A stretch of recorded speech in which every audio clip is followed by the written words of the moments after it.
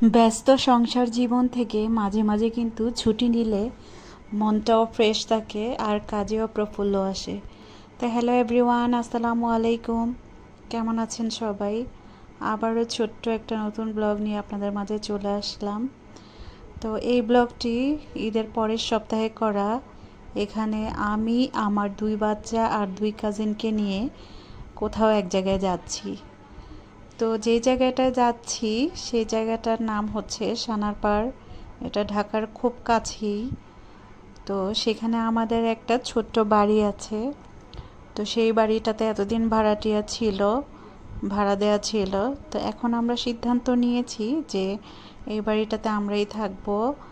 তো সেজন্য ভাড়াটিয়াদেরকে আমরা ছড়িয়ে দিয়েছি। তো এখানে এ বাড়িতে তেমন কেউ থাকে না। আমার আম্মু গিয়েছেন মাত্র 1 সপ্তাহ হয়েছে। তো আমার বাচ্চারাও বলছে যে আম্মু চলো ওখানে যাই, ঘুরে আসি। তো বাচ্চাদের স্কুলও ছুটি ছিল, 2 দিনের জন্য গেলাম। তো আমার এই যে বলতে বলতেই কিন্তু আমরা এসে পৌঁছেও গেছি। এই বাড়িতে আমার মেয়ে প্রথমবার এসেছে। তো তাকে আমি জিজ্ঞেস করলাম যে তোমার কেমন লাগছে। সে বলল যে তার অনেক ভালো লাগছে, কারণ এই বাড়িটাতে প্রচুর আলো বাতাস, খোলামেলা, একেবারেই নিরিবিলি একটা পরিবেশ, নিজের মতো করে থাকা যায়।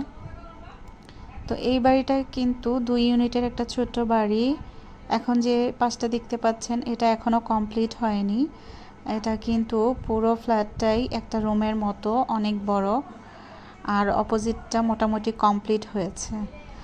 তো এখন এই যে সেদিন কিন্তু খুবই গরম ছিল। তো গরম থাকার জন্য কিন্তু আমার এই যে মেয়েকে চুল বেঁধে দিচ্ছে তার খালামণি। তো ও আমাদেরকে বলছে যে আপু যাও ফ্রেশ হয়ে আসো, খাওয়া দাওয়া করো। এইদিকে সে খাবারের আয়োজন করে ফেলেছে। তো আমরা ফ্রেশ হয়ে খেতে আসলাম এদিকে। তো খাওয়া দাওয়া এই যে এসে দেখি মাশাল্লাহ ভালো আয়োজন হয়েছে এখানে। এই যে ডাল ভুনা, তারপরে হচ্ছে ডিম ভুনা, কলমি শাক ভাজি, গরুর মাংস, সালাদ, বড় মাছের মাথা দিয়ে লতি, কচুরলতি রান্না হয়েছে। তো আমার ছেলে আগেই খেয়ে নিয়েছে, তার খাওয়া শেষ। এখন সে আমার কাজিনের সাথে খেলাধুলা করছে, ওর একটা পিচ্চি আছে। আর এইদিকে আমার মেয়ে, সে যেহেতু এই বাড়িতে টিভি নেই, তো সে আমাকে বলছে যে আম্মু তুমি আমাকে খাবার খাইয়ে দাও, তাহলে আমি খাবো, গল্প শোনাও। তো তাকে খাবার খাইয়ে দিচ্ছি আর গল্প শোনাচ্ছি। মাশাল্লাহ সে কিন্তু দেখতে দেখতেই খেয়ে নিচ্ছে। শাক খুব একটা খেতে চায় না বাসায়, কিন্তু এখানে গল্পের ছলে তাকে আমি সবজি শাক দিয়ে খাইয়ে দিচ্ছি। তো ওর খাওয়া শেষ হলে এবার আমার পালা। কেন যেন মনে হচ্ছিল আজকে খুব কচুরলতি খেতে ইচ্ছে করছিল, কালো বেগুনের ভর্তা। এবং ফরচুনেটলি আমি দেখলাম যে আসলেই কচুরলতি রান্না হয়েছে এবং মানে ভর্তাটাও করা হয়েছে। ছাদ বাগানের যে গাছ আছে সেখান থেকে কালো বেগুন এনে ভর্তা করা হয়েছে। তো আলহামদুলিল্লাহ খাওয়া দাওয়া মোটামুটি কমপ্লিট। একটু রেস্ট নিয়ে ছাদে গেলাম। বাচ্চারা বলল যে মা ছাদে আসো।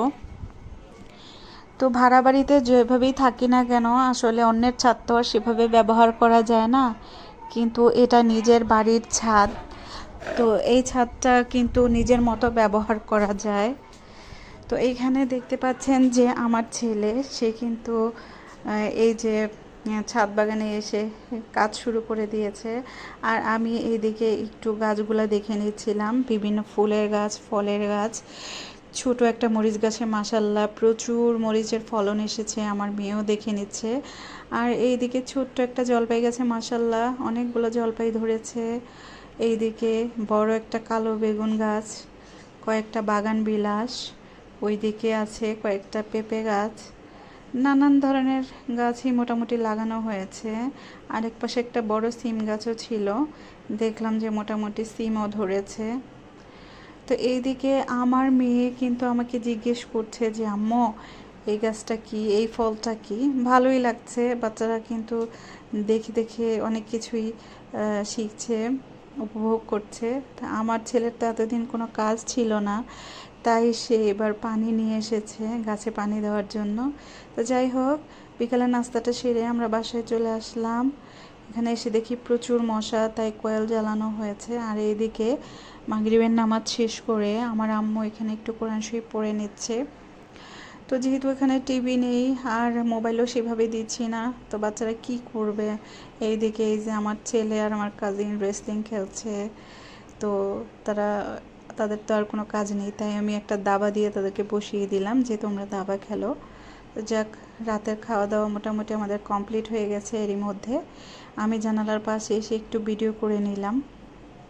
তো এই এরিয়াটা কিন্তু মোটামুটি ভালোই নির্জন, সন্ধ্যার পরে একদম নীরব হয়ে যায়। যদিও আমাদের একেবারে রোড সাইডেই বাসা, এখানে কিন্তু গাড়ির তেমন কোলাহল নেই, মানুষেরও তেমন কোলাহল নেই।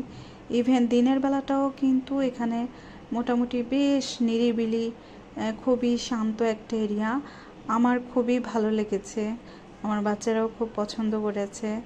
ইনশাল্লাহ এখন মাঝে মাঝেই আসবো এখানে বাচ্চাদেরকে নিয়ে। তো যাই হোক, বাসাকে খুব মিস করছিলাম।